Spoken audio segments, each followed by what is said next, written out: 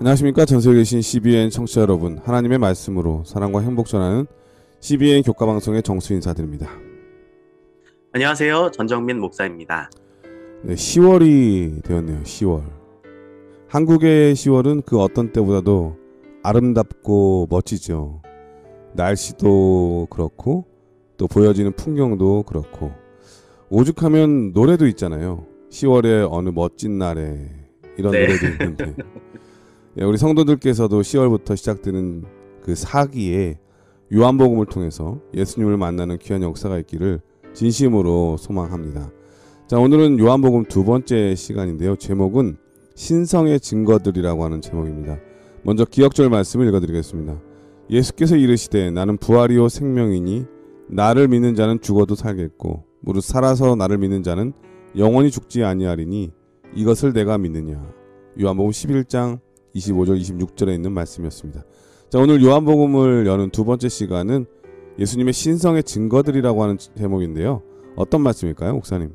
요한복음은 1장 1절에서 18절까지 예수 그리스도에 대한 신학적 서론을 밝히고 있습니다. 요한복음 1장 1절은 태초에 계신 말씀은 하나님과 함께 계셨고 또한 하나님이심을 1절에서 선언하고 있습니다. 여기서 특별히 함께라는 말은 헬라어 프로스인데 끊임없는 인격적 교제 중에 있는 상태를 나타내는 말입니다. 이 말은 예수님은 성부 하나님과 함께 계시지 않은 적은 결코 없었다는 것을 나타내며 지은 것이 하나도 그거 없이 된 것이 없는 창조주이심을 나타냅니다. 그리고 요한복음 1장 14절에 말씀이 육신이 되어 우리 가운데 거하심에 우리가 그의 영광을 보니 아버지의 독생자의 영광이요 은혜와 진리가 충만하더라. 이 말씀은 일찍이 이스라엘 백성들이 출애굽하여 광야에 있을 때 그들 중에 거할 성소를 지으라고 하신 하나님의 말씀의 성취로서 육신이 되어 산 성전 되신 예수 그리스도, 곧 인간과 함께 거하시는 하나님을 보여주며 창세 이후로 나타난 하나님, 즉 사람이 본 하나님은 바로 예수 그리스도였음을 알려줍니다. 예수님은 창세전, 영원전부터 존재하셨으며 그분이 존재하지 않았던 적은 단 한순간도 없었습니다. 예수님은 이 세상에 오셔서 우리의 인성을 취하셨지만 언제나 신성을 간직하셨으며 필요할 때에는 말씀과 행동으로 당신의 신성을 나타내셨습니다. 우리는 교과를 통해 성경에 기록된 예수님의 신성에 대한 강력한 사건에도 불구하고 믿음으로 예수님을 영접한 사람과 의심으로 예수님을 거절한 사람들을 통해 교과가 우리에게 주는 여러 영적 교훈을 살펴보고자 합니다. 네, 사도 요한이 이 복음서를 쓴 목적은 바로 예수님의 신성, 곧 그분이 진정한 메시아 되심을 우리 모든 성도들에게 또 이 성경을 읽는 독자들에게 확신시켜주기 위함이라는 생각이 듭니다. 자, 오늘은 요한복음에 나타난 예수님의 신성을 우리 전정미 목사님과 함께 공부해 보도록 하겠습니다. 말씀에 앞서 참여 듣고 시작합니다. 여기 말씀의 방송 CBN 코리아입니다.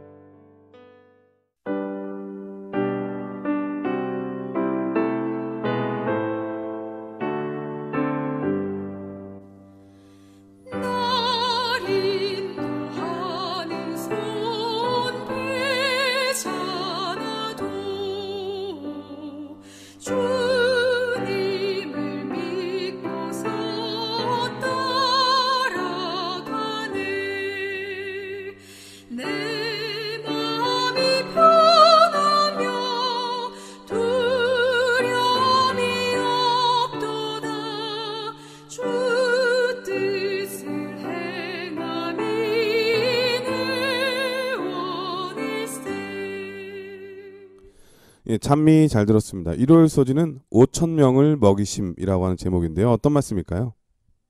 네, 요한복음 6장 4절에서 5절입니다.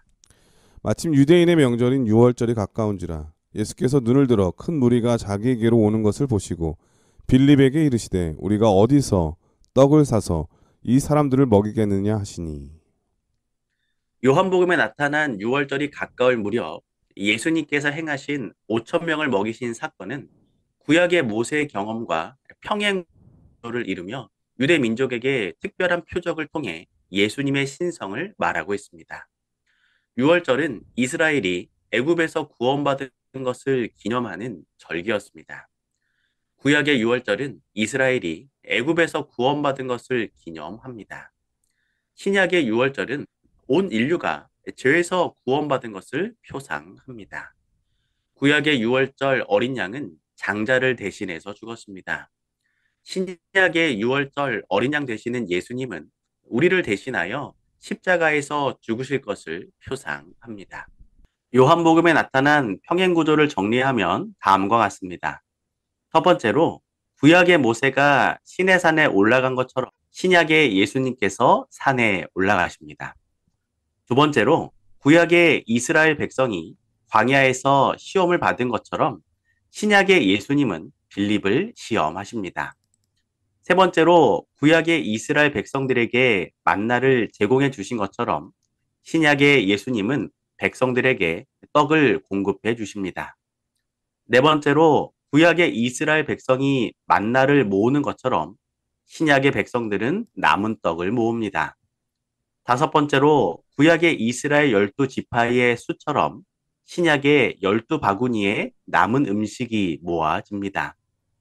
여섯 번째로 구약의 모세가 예언한 나와 같은 선지자처럼 신약의 백성들은 예수님이 세상에 오실 그 선지자라고 말합니다. 요한은 5천 명을 먹이신 사건을 통해 예수님께서 단순히 표적과 기사를 행하시는 것이 아니라 예수님의 특별한 의미가 있는 표적과 기사를 행하시는 모습을 우리에게 보여주고 있습니다.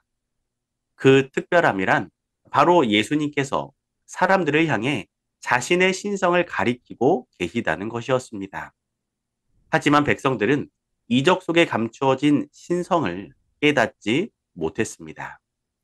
시대의 소망에 있는 기록입니다. 유대인들은 멸하는 천사가 애굽의 집들을 칠 때 이스라엘 백성이 구원받은 밤을 기념하여 예루살렘에서 유월절을 경축하려고 하였다. 하나님께서는 그들이 유월절 양에서 하나님의 어린 양을 보고 그 표상을 통해 세상에 생명을 주기 위하여 자신을 바치신 분을 받아들이기 원하셨다.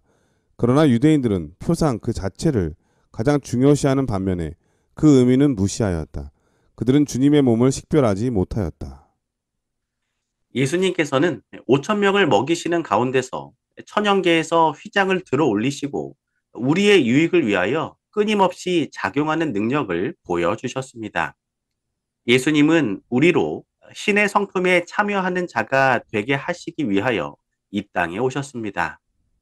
하나님께서는 우리 안에 있는 믿음의 손을 인도하여 그리스도의 신성을 굳게 붙잡게 함으로 우리의 완전한 품성을 얻게 하려고 하십니다. 오늘 우리 성도들의 믿음이 그리스도의 신성을 굳게 붙잡음으로 신의 성품에 참여하는 그리스도인들 되기를 소망합니다. 예, 1월 서지는 5천 명을 먹이심이라고 하는 제목이었는데요. 이 5천 명을 먹이신 사건을 저 또한 그냥 이적과 표적을 연구하는 데 시간을 많이 보냈던 것 같은데, 그리고 이것이 오늘 우리에게 주는 교훈은 무엇인가에 초점을 많이 맞췄던 것 같은데요. 오늘 말씀을 보니까 이 요한복음에 나타난 이 5천 명을 먹이신 사건은 이 모세 시대에 광야에서 이스라엘 백성들을 하나님께서 만나러 먹이신 사건과 너무나 표상학적으로 평행 구조를 이루고 있다고 하는 것을 새삼 깨닫게 되었습니다.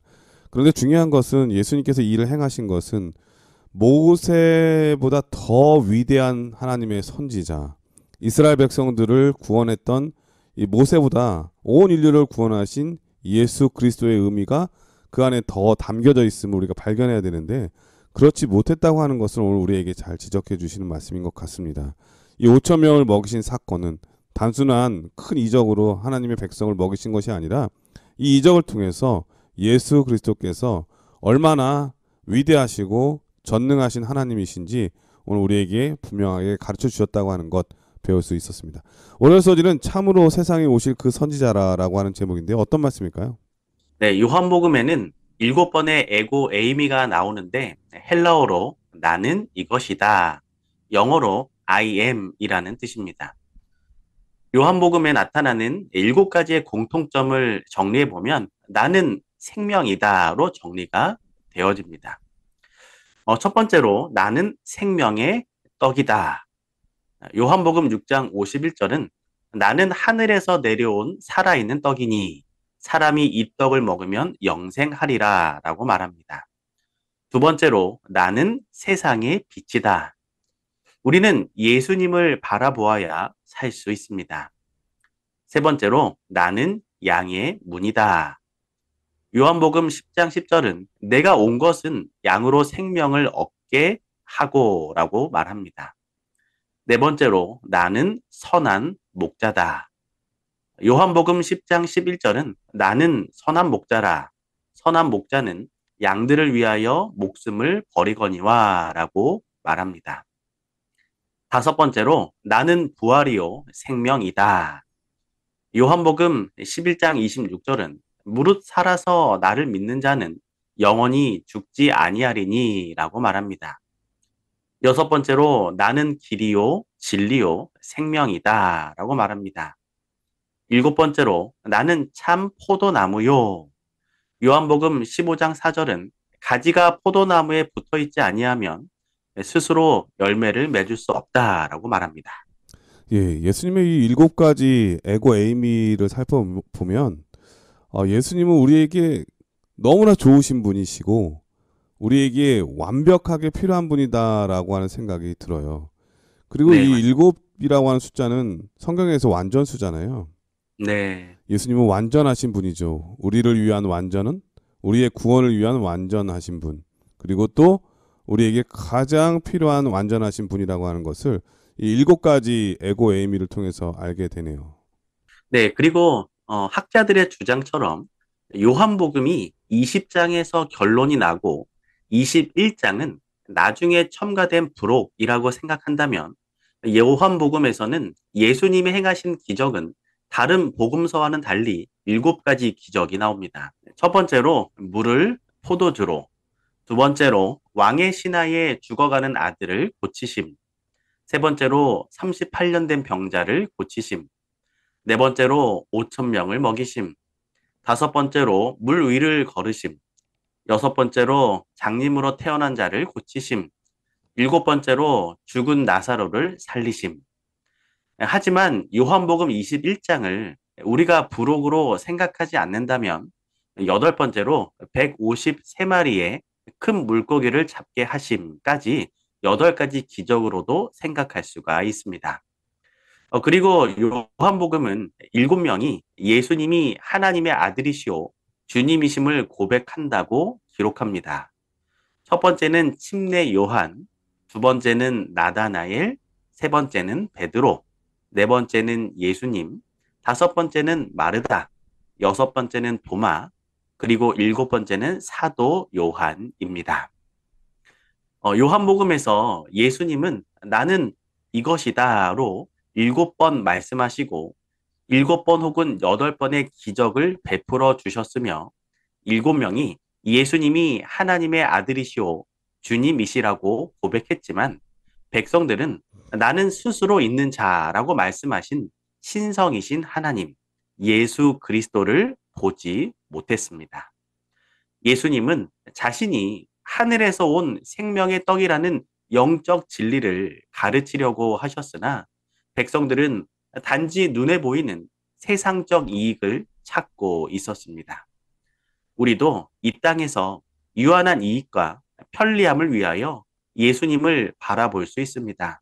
단지 눈앞의 이익에 집중하느라 영원한 생명이신 IM이신 하나님을 바라보지 못할 수도 있는 것입니다. 오늘 우리 성도들이 아브라함이 나기 전부터 내가 있느니라고 말씀하신 영원한 신성이신 예수 그리스도, 참 선지자이신 예수 그리스도를 다시 한번 바라보게 되시길 소망합니다. 예, 월요일 소지는 참으로 세상에 오실 그 선지자라라고 하는 제목이었는데요. 우리 목사님께서 7가지 예수님께서 나는 무엇이다.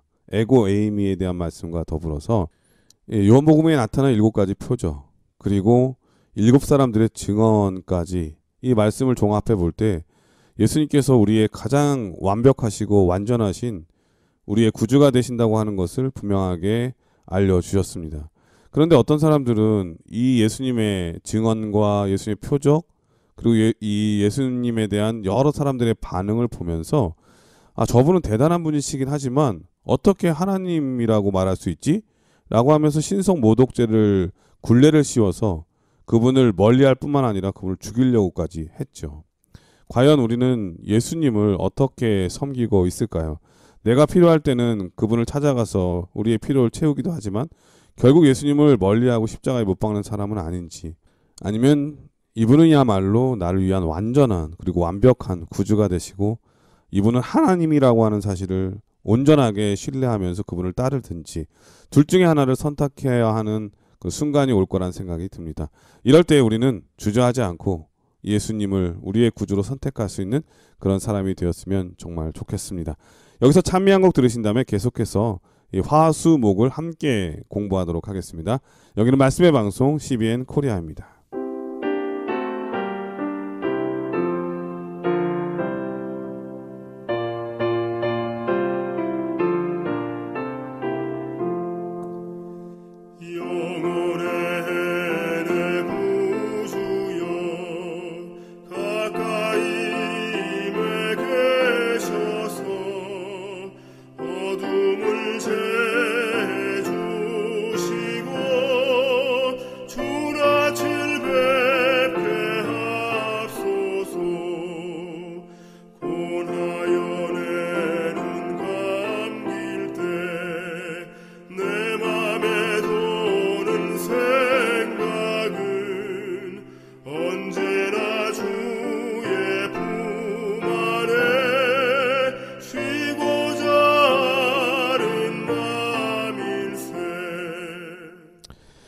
화요일서지는 눈먼 자를 치유하심이라고 하는 제목인데요. 어떤 말씀일까요?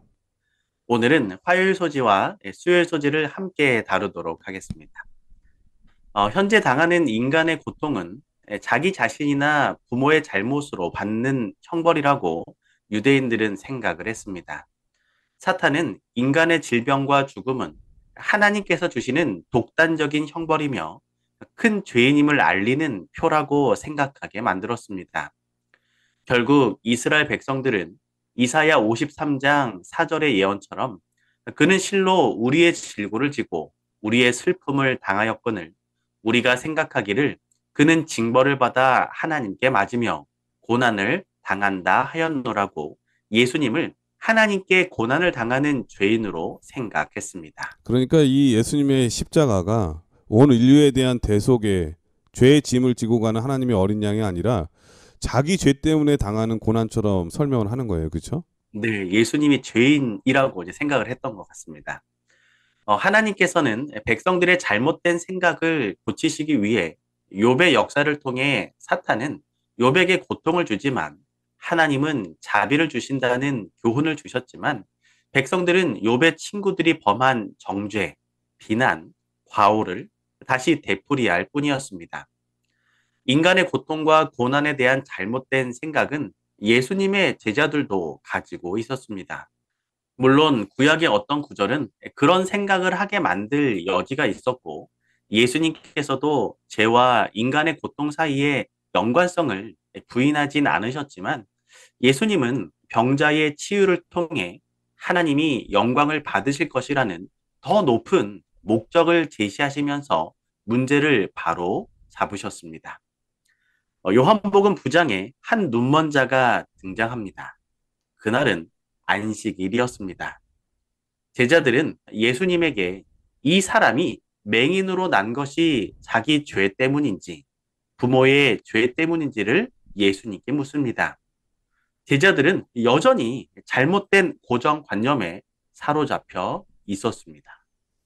예수님은 첫사람 아담을 흙을 빚어 창조하셨던 것처럼 땅에 침을 뱉어 진흙을 이겨 눈에 바르시고 실로암 못에 가서 씻으라고 말씀하신 그 7절 이후부터 치유받은 눈먼 자와 종교 지도자 간의 긴 대화가 이어집니다.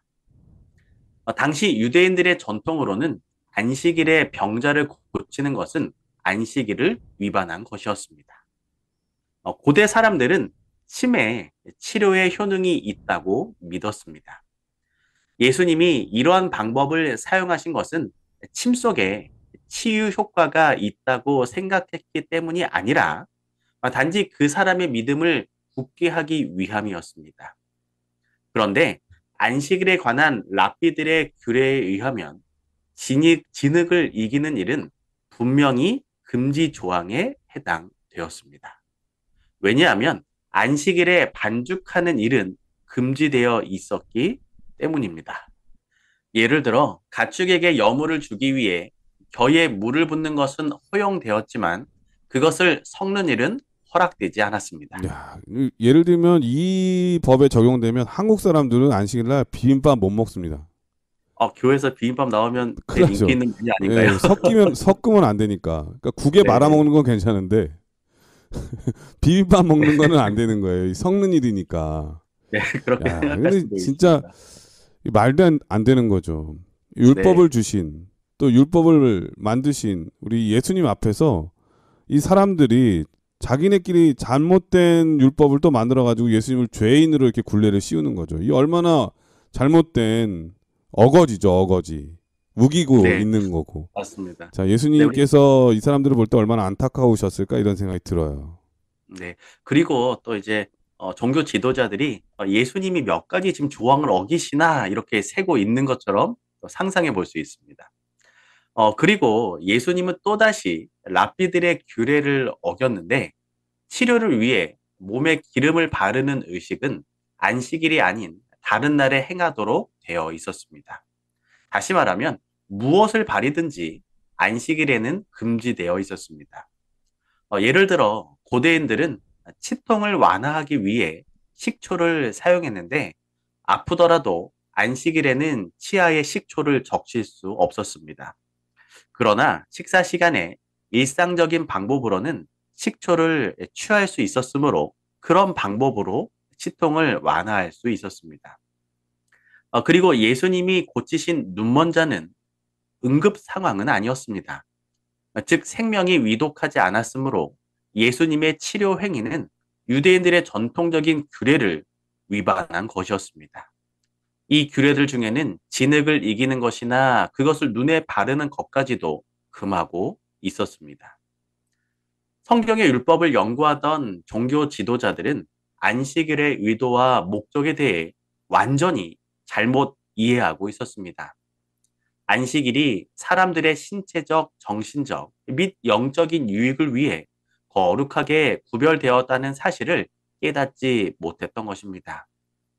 하나님께서 안식일을 구별하신 것은 꼭 필요한 일들과 선행마저도 행하지 못하게 하려 하심이 아니었습니다. 우리에게 기념하라고 하신 안식일의 의미와 목적은 지금도 마찬가지입니다. 안식일 날 병든 자를 낫게 하는 일은 안식일의 거룩한 율법을 위반하는 것이 아닙니다. 지금 종교 지도자들은 안식일의 의미와 목적을 깨닫지 못한 채 예수님이 안식일을 지키지 않았으므로 죄인이라고 정죄하며 죽이려고 했던 것입니다. 예, 목사님 말씀을 듣다 보니까 이 바리새인들과 서기관들, 예, 그리고 당시 최고의 종교적 그 권위를 가지고 있었던 제사장들의 가장 큰 잘못이 뭔가 생각해 보면은 바로 예수님께서 우리에게 평안과 안식과 쉼을 주기 위한 이 안식일을 가장 부담스럽고 힘들고 그리고 어렵게 만든 죄가 있지 않나 이런 생각이 들어요. 이 사람들 말 듣다 보면은 안식일 제대로 지킬 사람이 하나도 없어요. 그리고 안식일 때문에 스트레스 받아가지고 살 수가 없을 것 같은 생각이 드는 거예요. 예수님께서 안식일을 이렇게 주신 날이 아닌데 오늘날 우리는 안식일을 어떻게 지키고 있는지 한번 생각해 봐야 될 것 같습니다. 그 중요한 의미, 예수 그리스도를 깨닫기보다는 하지 말라 하라에 너무 우리의 마음이 둬서 다른 사람을 정죄하거나 다른 사람을 이렇게 지켜 세우는 인간적인 의미에 또 인간적인 생각에 몰두하지는 않는지 다시 한번 느끼게 하는 말씀이었던 것 같습니다. 네, 이어서 요한복음 9장 17절에서 34절의 대화를 보면 예수님은 무대의 주인공이 아니시지만 토론의 주제는 분명 예수님이었습니다. 결국 종교 지도자들은 이 사람이 안식일을 지키지 않았기 때문에 하나님으로부터 온 것이 아니다라는 결론을 내렸습니다. 예수님에게 고침받은 눈먼 사람은 예수님이 어떤 분인지 점점 더 분명하게 이해했지만 종교 지도자들은 그분의 진짜 정체성에 대해 점점 더 혼란스러워했고 예수님을 믿음으로 바라보지 못하고 있었습니다.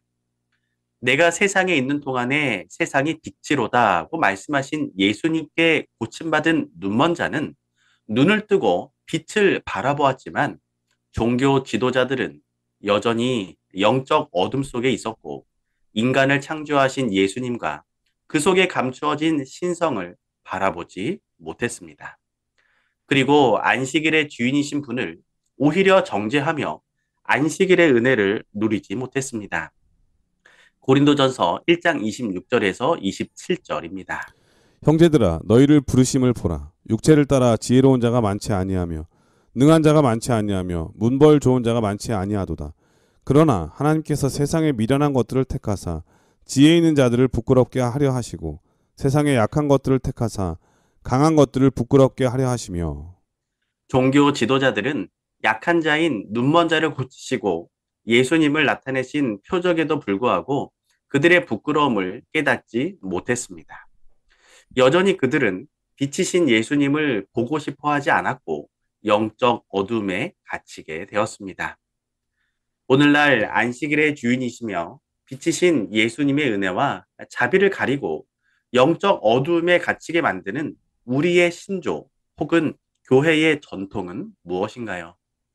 우리 가운데 복음보다 앞서는 신앙의 고정관념, 복음보다 앞서는 교회의 전통이 있다면 그것을 걷어내시고 안식일의 주인, 인간의 창조주이신 예수님을 바라보게 되시길 소망합니다. 이 화요일 수요일 소지는 눈먼 자를 치유하심이라고 하는 제목이었는데요.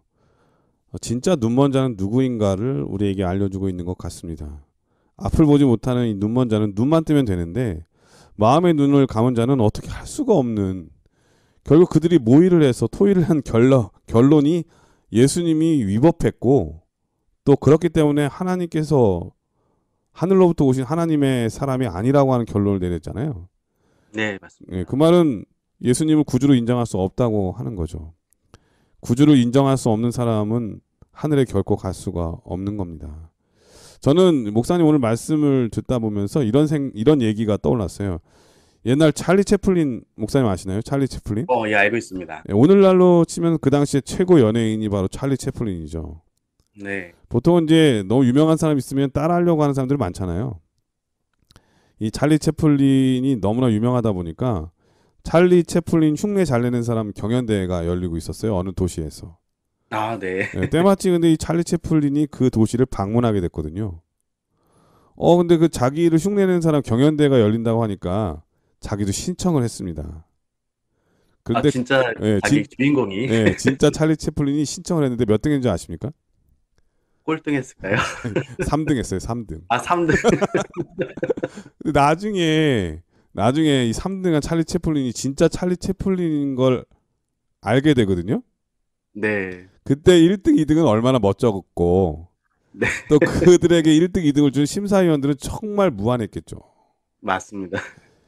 오늘날에 이러한 우를 범하는 사람들이 많이 있을 것 같고요.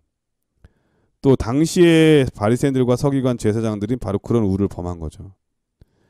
예수님께 배워야 되고 또 예수님께서 이 율법의 창조자시기 때문에 그 율법의 의미가 무엇인지를 이렇게 알려주고자 하시는데도 마음에 눈이 어두워서 그것을 보지 못하고 오히려 그분을 더 멀리하고 밀어내는 그런 잘못을 저지르는 모습을 보게 됩니다. 이런 사람들이야말로 진짜 눈먼 자고 진짜 치료함을 받아야 하는데 자기가 알지 못하는 거죠.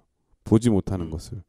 오늘 우리는 그러한 눈먼 자가 아닌지 한번 깊이 반성하는 그런 말씀이었던 것 같습니다.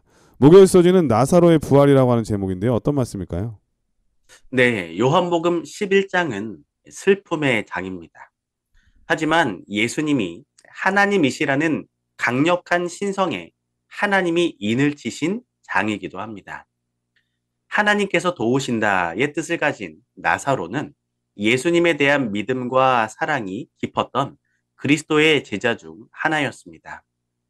특별히 나사로의 가정은 예수님과 두터운 정으로 연결된 가정이었고, 예수님은 때때로 이 가정에서 휴식을 취하셨습니다.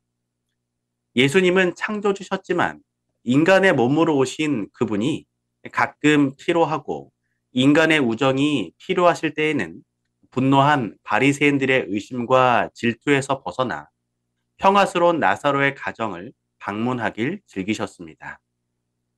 그런데 어느 날 나사로가 갑자기 무서운 병에 걸렸습니다. 그의 누이 마리아와 마르다는 예수님에게 사람을 보내어 긴급한 요구 대신 사랑하는 자가 병들었다는 소식을 전했습니다. 그들은 예수님이 즉시 베다니로 오시어 나사로를 고쳐주시리라 믿었습니다. 하지만 예수님에게 보냈던 사람은 예수님과 함께 오지 못하고 이 병은 죽을 병이 아니라는 기별만 가져왔습니다. 그들은 기도하며 예수님을 기다렸지만 나사로가 죽었을 때 그들은 크게 실망하였습니다. 예수님은 나사로가 병들었다는 소식을 듣고 무엇을 하셨을까요? 예수님은 나사로의 소식을 듣고는 계신 곳에서 이틀을 더 머무셨습니다. 지금 예수님의 활동 지역에서 베다니까지는 약 40km 떨어져 있었으며 걸어서 좋게 하루가 걸리는 거리였습니다.